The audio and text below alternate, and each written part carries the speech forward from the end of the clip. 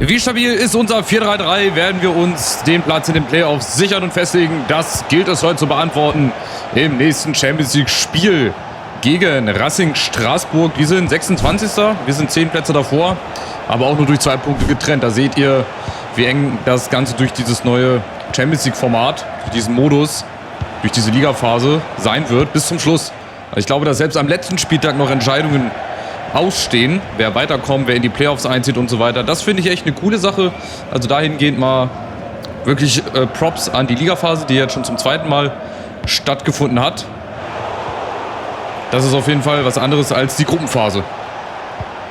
Andererseits fehlt dann natürlich der Abstieg in die Europa League zum Beispiel. Und von der Europa League dann runter in die Conference League. Aber gut, dann ist es halt so. Dann müssen die Teams damit zurechtkommen. Und Straßburg ist erstmal da. Also, wir werden heute wieder ein bisschen mehr gefordert als wahrscheinlich die letzten Spiele gegen Bochum und gegen Düsseldorf. Aber das ist so. Und wir haben trotzdem eine gute Truppe. Ballgewinn. Mal gucken, wie schnell es jetzt nach vorne geht. Lennart Karl Mensah kommt mit nach vorne. Durch dieses neue 4-3-3 haben wir viel mehr Präsenz auf den Flügeln. Guckt euch das an, wie schnell das geht. Doucouré kommt nicht hinterher. Oh, Karl mit dem Außenriss. Und Tristan de Greef zum ersten Mal. Auch einer der Youngsters hier. Schöne Flanke von Karl, ey. Den aus dem Fußgelenk zu zaubern, habe ich nie hinbekommen. Erstens, weil ich nie Linksfuß war. Und zweitens habe ich selten mit dem Außenriss geschossen.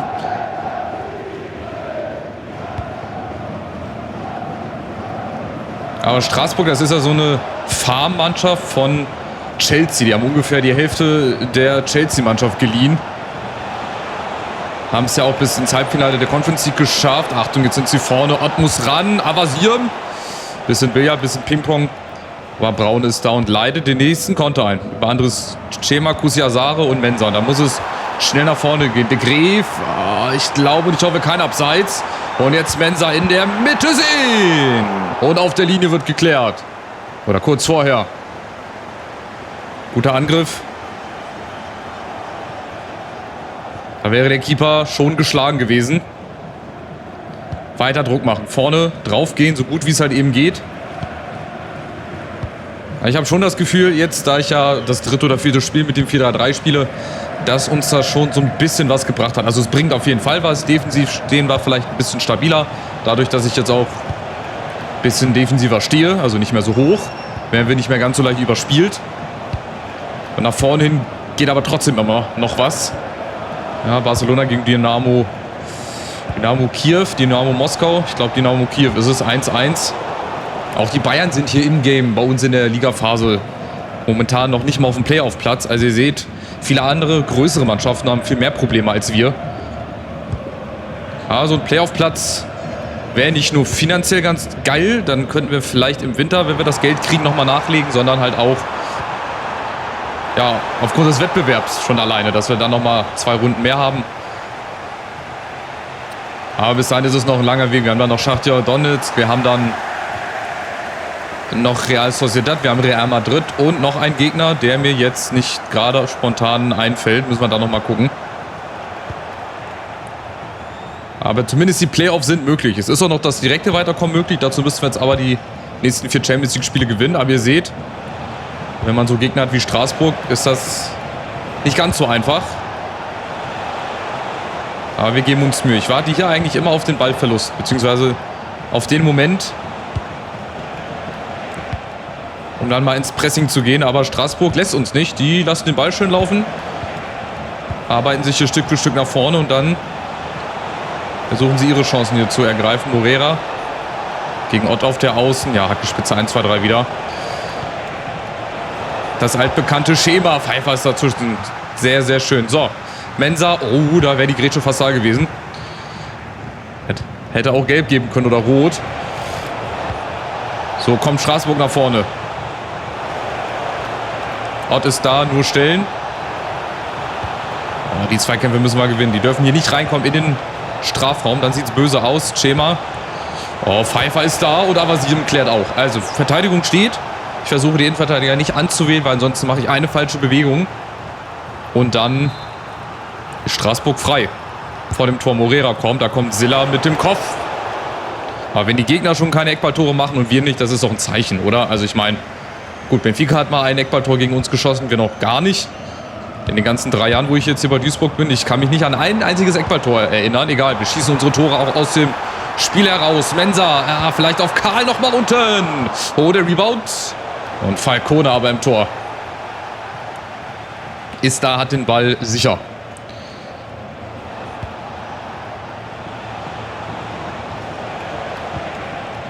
Und Straßburg versucht es immer über links hier, über Morera. Schade, Mensah kommt dann leider nicht hin. Dann ist es eine Art Geduldsspiel. Dann dürfen wir jetzt auch nicht zu viel riskieren. Dann nehme ich lieber am Ende, wenn es soweit ist, das Remis und sage, okay, komm. Dann ging es halt nicht besser. Aber wir haben ja noch die ganze zweite Halbzeit. Wir spielen gar nicht so schlecht. Wir kriegen auch immer wieder unsere Chancen. Koulibaly. Kommt mit nach vorne. De Gref über den Flügel und jetzt in der Mitte. Wer ist frei? Kusi Azar ist natürlich frei. Und das 1:0 direkt mit dem Halbzeitpfiff. 7. Tor. 5 alleine davon gegen Nicosia, aber das ist mal ein guter Zeitpunkt, um hier das 1:0 zu machen. Und auch wieder gut gespielt, wieder über den Flügel. Und dann geht es so leicht, in der Mitte muss ich nur einer fallen lassen. Da kannst du halt auch eine Schablone drauflegen. Zu 70-80% fallen die Tore halt immer so. Da kann ich aber nichts für. Da muss das Spiel mal ein bisschen was verändern dann für FC 27, dass man auch aus anderen Situationen mal schießen muss, dass nicht immer der Pass in die Mitte folgen muss und dann, ja. Aber das habe ich auch schon ganz oft durchgekaut und durchgesprochen. Da wird sich, glaube ich, auch in den nächsten 10 Jahren, wenn es das Spiel bis dahin noch geben sollte, verändern. Außer man lässt fähige Leute ran, die von dem Spiel ein bisschen Ahnung haben. Und die Karriere muss es auch ein bisschen verbessern. So, Straßburg viel mehr Ballbesitz, ausgeglichenes Schussverhältnis, also die Führung geht in Ordnung. Trotzdem würde ich sagen, ihr seht hier Mensah, Kusi Azar, Pfeiffer, das sind so die ersten Kandidaten, die wir dann auswechseln können, aber dafür haben wir auch Spieler auf dem Platz. Aber jetzt warte ich erst nochmal. So 10 Minuten, Viertelstunde, 70. Minute ist, glaube ich, ein ganz guter Zeitpunkt. Oder ja, kurz vorher. Gehen wir auf ein zweites Tor. Möglichst schnell, aber ihr seht Straßburg, die stellen da gut zu, die pressen.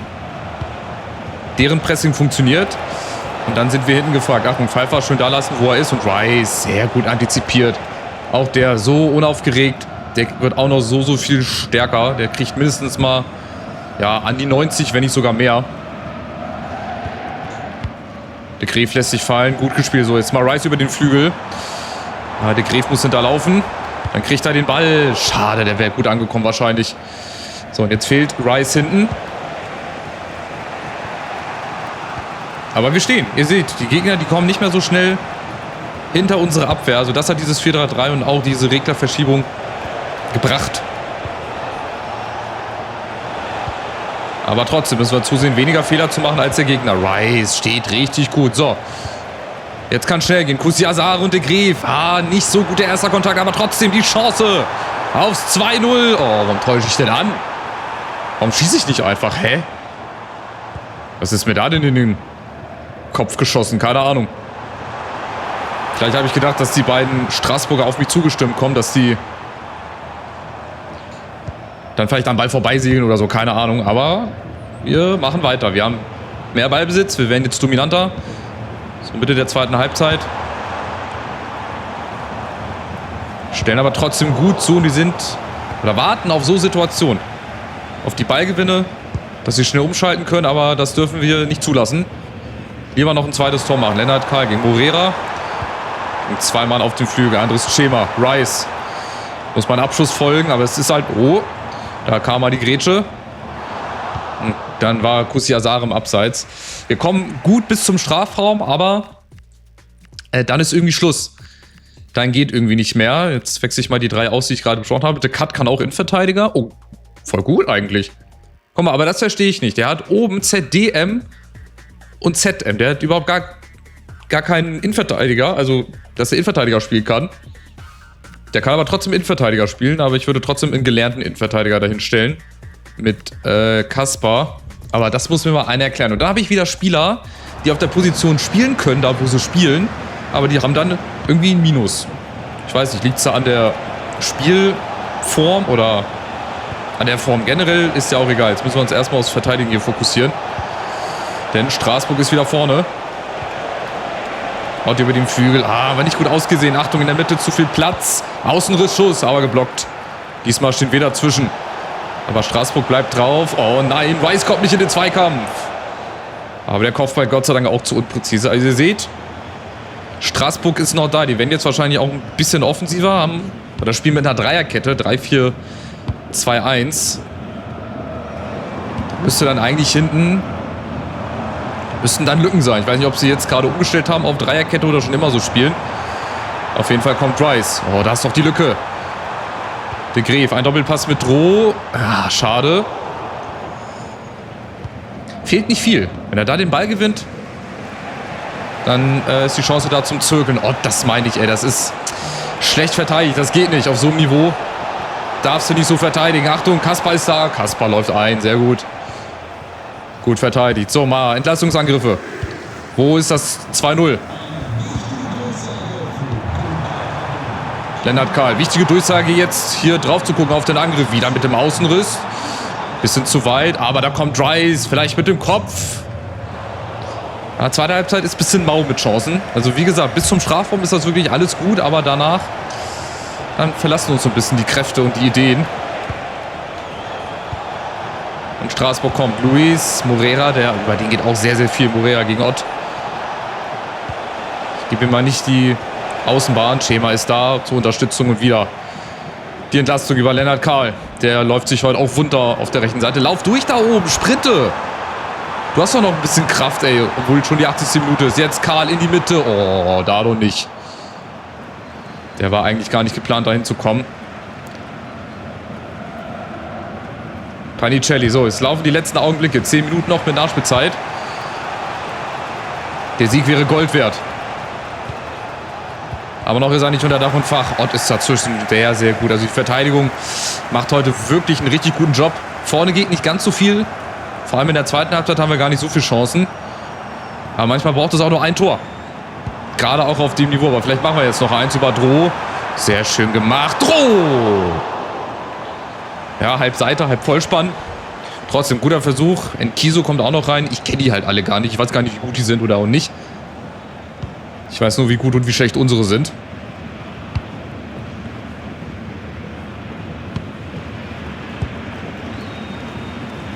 Wann fällt die Entscheidung? Fällt die Entscheidung überhaupt? Oder kommt Straßburg dann noch zum Last-Minute-Ausgleich? Ich hoffe nicht. Ich hoffe im besten Fall, dass wir noch ein zweites Tor machen. Kobani ist dazwischen. So, jetzt zum Beispiel.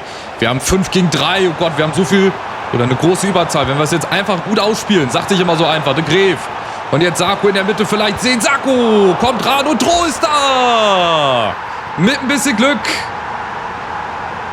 Heißt eigentlich Pedro Fernandes. Wird nur Droh genannt und Droh gerufen.